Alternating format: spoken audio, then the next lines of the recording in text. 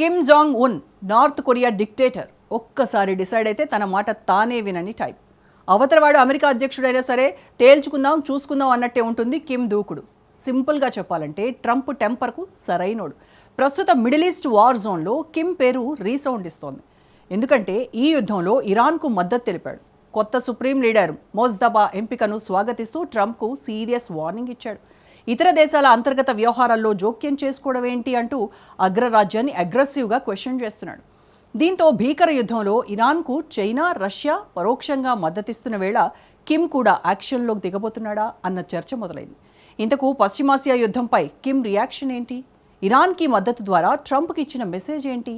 America లక్ష్యంగా communist నేతలంతా చేతులు కలుపుతున్నారా? ట్రంప్ నెక్స్ట్ టార్గెట్ తానే అని కిమ్ భావిస్తున్నాడా?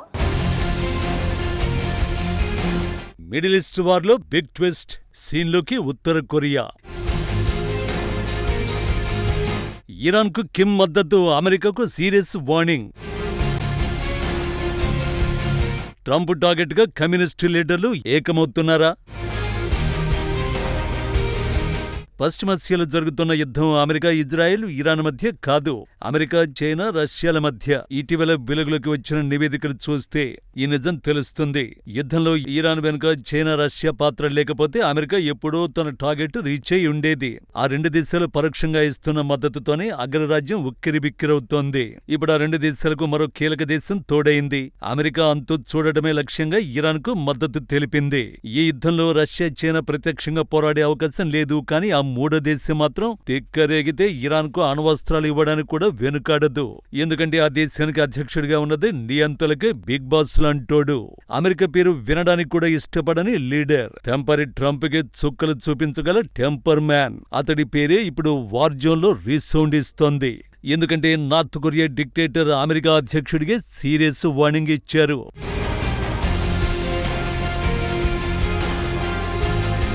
ఇరాన్ కొత్త సుప్రీం లీడర్ ఎన్నికపై తాజాగా ఉత్తర కొరియా స్పందించింది. కొత్త సుప్రీం లీడర్ మోజ్తబా ఖమేనీ ఎన్నికను ఉత్తర కొరియా స్వాగతించింది.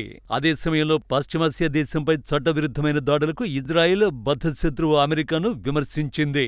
ఉత్తర కొరియా విదేశాంగ మంత్రిత్వ శాఖ ప్రతినిధి తాజాగా ఓ ప్రకటనలో ఇరానియన్లు తమ నాయకుడిని ఎన్నుకునే హక్కును ఉత్తర కొరియా గౌరవిస్తుందని పేర్కొంది. అలాగే ఇరాన్పై ఇజ్రాయెల్, అమెరికా దాడులు చట్టవిరుద్ధమని మండిపడింది. ఇరాన్పై సైనిక చర్యలు, ఆ దేశ అంతర్గత వ్యవహారాలు జోక్యం చేసుకోవడం సరైంది కాదని స్పష్టం చేసింది. ఇరాన్ సామాజిక వ్యవస్థను పడగొట్టే ప్రయత్నం చేయడమేంటి అంటూ ఆగ్రహాన్ని వ్యక్తం చేసింది. అమెరికా చర్యలు ప్రపంచవ్యాప్తంగా శాంతిని నాశనం చేయడంతో పాటుగా అస్థిరతను పెంచుతున్నాయని విమర్శించింది. కానీ యుద్ధం మొదలైన ఇన్ని రోజుల తర్వాత కిమ్ సర్కార్ ఎందుకు స్పందించింది? ఇరాన్కు మద్దతునివ్వడం ద్వారా అమెరికాకిచ్చిన సందేశం ఏంటి? నిజానికి నార్త్ కొరియా, ఇరాన్లది ఒకే కథ.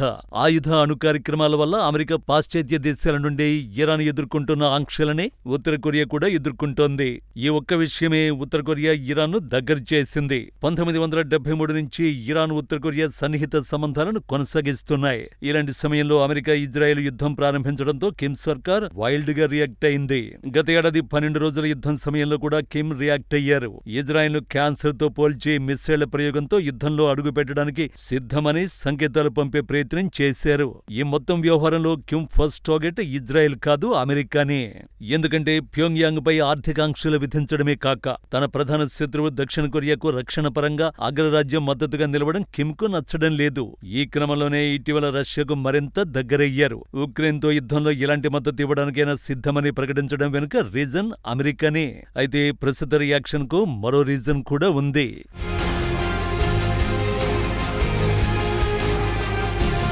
ఇరాన్ తర్వాత ట్రంప్ టార్గెట్ చేయబోయేది ఎవరిని?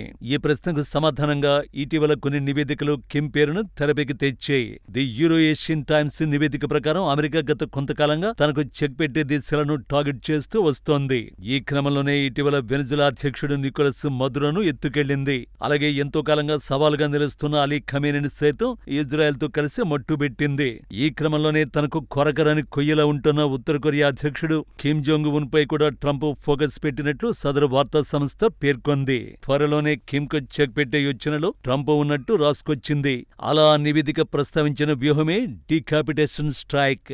అంటే ఒక దేశం లేదా ఒక సంస్థ ప్రధాన నాయకత్వాన్ని లక్ష్యంగా చేసుకుని చేసే మెరుపు దాడి చేయడం. వెనజులా, ఇరాన్లో అమెరికా అదే చేసింది. త్వరలోనే నార్త్ కొరియాలో కూడా అదే చేయబోతోంది అంటూ ది యూరో ఏషియన్ టైమ్స్ అంచనా వేసింది. అమెరికాకు ఇది కొత్త కాదు. గతంలోనూ దేశాధినేతలను అణచివేసిన చరిత్ర ఆ దేశానికి ఉంది. తనను ఇబ్బందులకు గురిచేసిన హిట్లర్, గడాఫీ, సద్దాం హుస్సేన్ వంటి వారిపై అమెరికా బలగాలు ఉక్కుపాదం మోపే. అయితే ఆ తర్వాత నుంచి అమెరికా వైఖరి మారుతూ వచ్చింది. ఆంక్షల పేరుతో మాత్రమే తన ప్రత్యర్థి దేశాలకు అమెరికా చెక్ పెడుతూ వచ్చింది. ట్రంప్ రెండోసారి అధ్యక్షుడిగా బాధ్యతలు చేపట్టినప్పటి నుంచి అమెరికా వైఖరిలో మార్పు కనిపిస్తోంది. అగ్రరాజ్యం ప్రయోజనాలే ముఖ్యమంటూ మిత్ర దేశాలను సైతం డొనాల్డ్ ట్రంప్ వదలడం లేదు. ఈ క్రమంలోనే Trump next target Kim Jong Un కావచ్చని అంతర్జాతీయ విశ్లేషకులు సైతం అభిప్రాయపడ్డారు. ఎందుకంటే కిమ్ చాలా కాలంగా ట్రంప్ కు కొరకరని కొయ్యగా మారాడు. ఆర్థిక ఆంక్షలతో అణ్వస్త్రాల తయారీని అడ్డుకోలేకపోయారు. పైగా కిమ్ తో సమావేశానికి 2 సార్లు యత్నించినా అమెరికాతో ఆమీతుమికే తప్ప సత్సంబంధాలకు ఛాన్స్ లేదని క్లియర్ కట్ కామెంట్స్ చేశారు. కిమ్ తన మాట వినడు అని ట్రంప్ కు ఇప్పటికే క్లారిటీ వచ్చింది. సో అతడి నెక్స్ట్ టార్గెట్ కిమ్మే కావచ్చు. ఇది నార్త్ కొరియా డిక్టేటర్ కు కూడా తెలుసు. అమెరికాని ఇలాగే వదిలేస్తే ఏదో ఒక రోజు తనకు ఖమేనీకి పట్టిన గతి పడుతుందని భావించి ఉండొచ్చు. అందుకే ఈ వేకప్ అండ్ వార్నింగ్ కాల్. కానీ ఇరాన్కు సపోర్ట్ ఇవ్వడంతో ఏం మారుతుంది?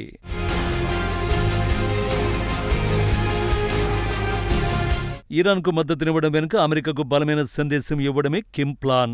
నువ్వు ఇలాగే రెచ్చిపోతే నేను చూస్తూ ఊరుకోను అని చెప్పే ప్రయత్నం చేస్తున్నాడు. ఎందుకంటే వెనజులా, ఇరాన్తో పోలిస్తే నార్త్ కొరియా చాలా బలమైన దేశంగా ఉంది. ఎందుకంటే ప్రపంచంలోని అణ్వస్త్రాలు కలిగిన 9 దేశాల్లో ఉత్తర కొరియా ఒకటి. కిమ్ దగ్గర దాదాపు 100 నుంచి 370 కిలోటన్నుల అణు పేలుడు పదార్థాలు ఉన్నట్టు రక్షణ నిపుణులు అంచనా వేస్తున్నారు. జపాన్లోని హిరోషిమాలో అమెరికా ప్రయోగించిన బాంబు కంటే 6 రెట్లు శక్తివంతమైన అణుబాంబులు కిమ్ వద్ద ఉన్నట్టు అంచనాలున్నాయి. అణ్వస్త్రాలే కాకుండా మిస్సైళ్లను కూడా అమెరికాను దృష్టిలో పెట్టుకుని కిమ్ సైన్యం రూపొందించింది. హాసాంగ్ 17, హాసాంగ్ 18 వంటి ఖండాంతర బ్యాలిస్టిక్ క్షేపణులు ఉన్నాయి. అమెరికాలో ఏ లక్ష్యాన్నైనా ఛేదించే సత్తా వాటికున్నట్టు కిమ్ గతంలోనే హెచ్చరించాడు. ప్రస్తుత యుద్ధంలోనూ అదే చేస్తున్నాడు. ఇరాన్ జోలికి రావద్దని, పొరపాటున తనను టచ్ చేయొద్దని క్లారిటీ ఇచ్చే ప్రయత్నం చేస్తున్నాడు. ఏది ఏమైనా కిమ్ను తేలికగా తీసుకుంటే నష్టపోయేది అమెరికానే. ఎందుకంటే కిమ్ ఒక్కసారి డిసైడ్ అయితే తన మాట తానే వినడు.